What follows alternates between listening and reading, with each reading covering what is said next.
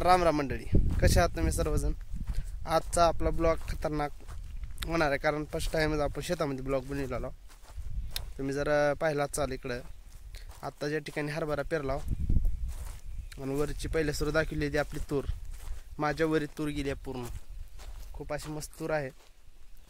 छान प्रकारे आपलं छोटंसं शेत आहे, जास्त बी नाही, तुम्ही पाहू शकता असं लांबणी खाली आहे।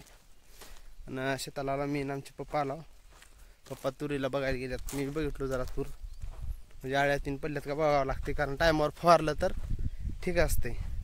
त्याच्यामुळे तुम्ही बघू शकता तेव्हा ती वरल्या आपल्या ह्या तुकड्यामध्ये तूर आहे। तूर माझ्याहून मोठी गेली, तूर लई मोठी तूर आली।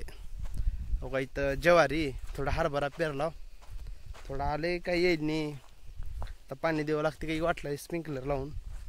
मित्रांनो, आपली जमीन जरा इकडं हलक्या माळाला असल्यामुळं का माती असं लाल दिसलेली आहे।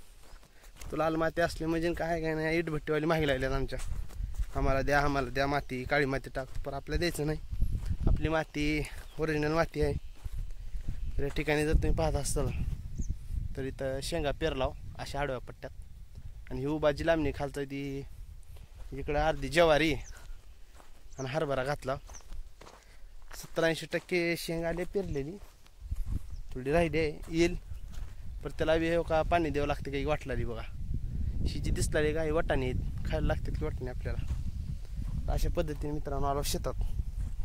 आपलं असं छोटंसं शेत आहे, कसं वाटलं तुम्हाला नक्की सांगा।